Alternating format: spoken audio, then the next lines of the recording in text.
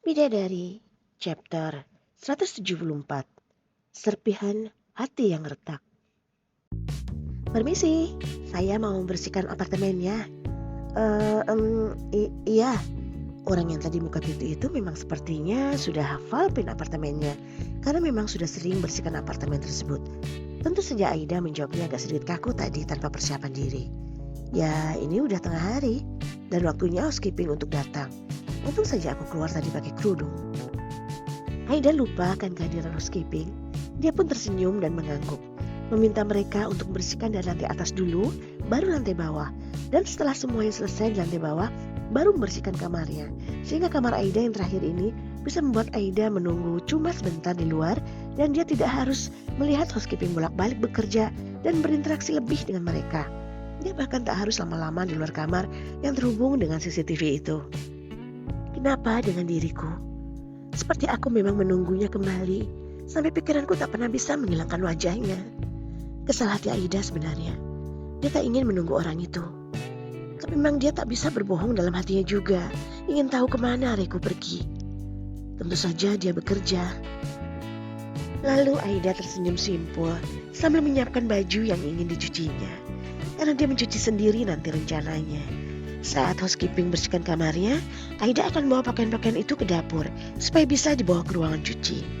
Apa mungkin karena dia terlalu kesal padaku karena sikapku di depan keluarga Prayoga kemarin, makanya dia sengaja mengerjaiku seperti ini? Cuma pemikiran Aida yang overthinking. Sebenarnya dirinya tertawa karena tidak percaya dengan pikirannya sendiri. Tapi baguslah, aku tak peduli lagi dengannya. Aku harus bicara ini dengannya dan aku harus memastikan kalau dia tidak akan lagi datang ke kamarku karena semuanya sudah selesai. Dia tidak perlu lagi merasa bersalah.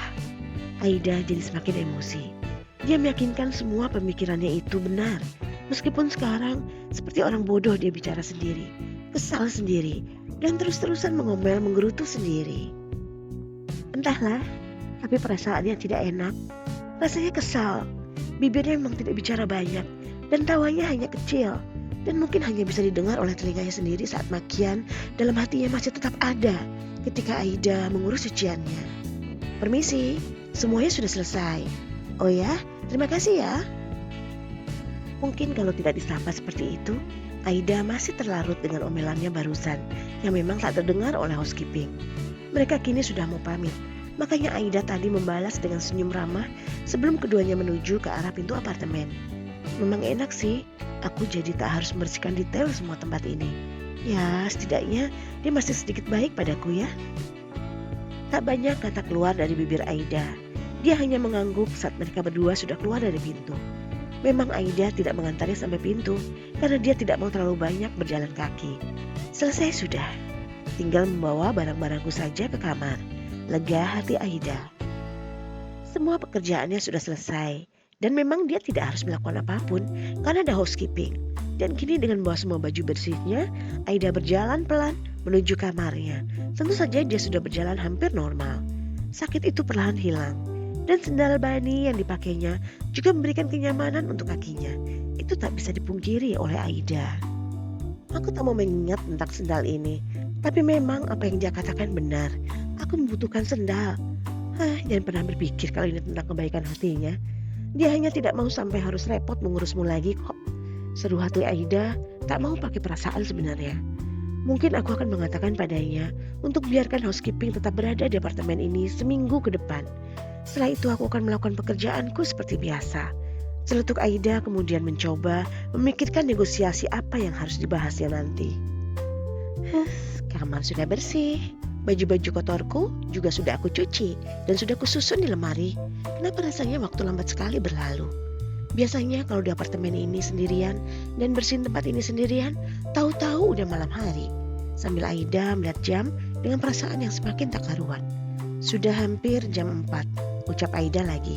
Kini dia membuang wajahnya menatap ke arah jendela yang menunjukkan kota Jakarta yang masih cerah dan terang benderang dengan pancaran sinar matahari.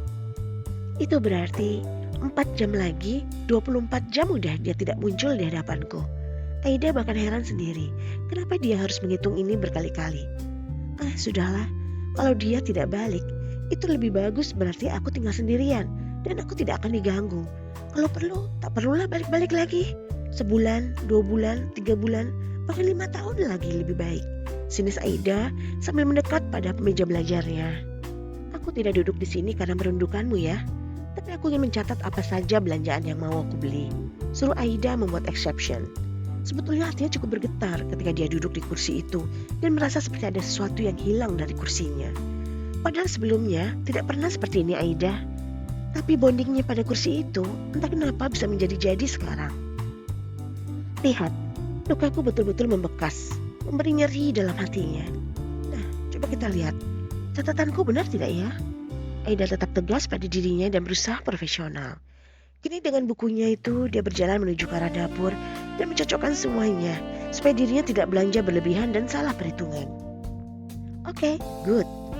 Sesaat, pencatatan barang-barang belanjaan ini bisa membuat Aida teralihkan dan tidak memaki seseorang yang membuat hatinya sempit. Kata orang, belanja itu adalah paling menyenangkan kalau lagi kesal. Dan ternyata benar, aku suka sekali mengulir tablet ini dan melihat barang-barang belanjaan. Hahaha. Aida berbisik dalam hatinya sambil dia melihat catatan belanjanya. Namun di sini ada sesuatu yang membuat hatinya perih. Enak sekali makanan yang kalian beli.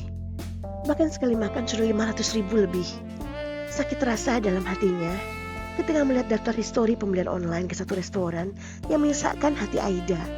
Apalagi dia melihat ke arah tanggal orderan. Jadi waktu aku di kamar sendirian, dia makan bersama kekasihnya ya. Dan aku bodoh sekali memikirkan apakah dia lapar atau tidak. Hahaha. Dan aku juga berpikir bodoh kalau dia akan kembali ke kamar seperti malam tadi.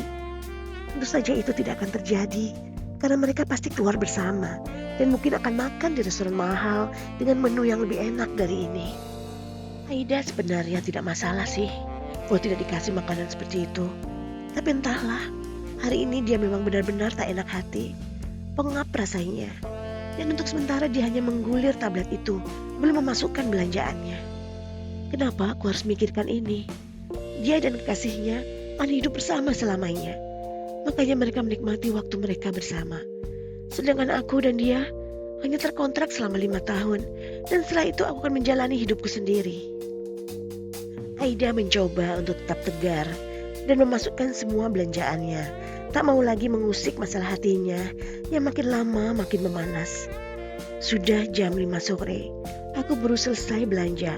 Sekarang tinggal tunggu orang yang ngantar belanjaan. Seru Aida yang memilih sambil menunggu. Dia menulis catatan baru untuk menu hariannya. Nah, sudah selesai. Aku belanja untuk seminggu ke depan dan ini menu makanannya. Aida bicara sambil menempelkan di kulkas seperti biasa. Berapa lama kurirnya akan datang ya?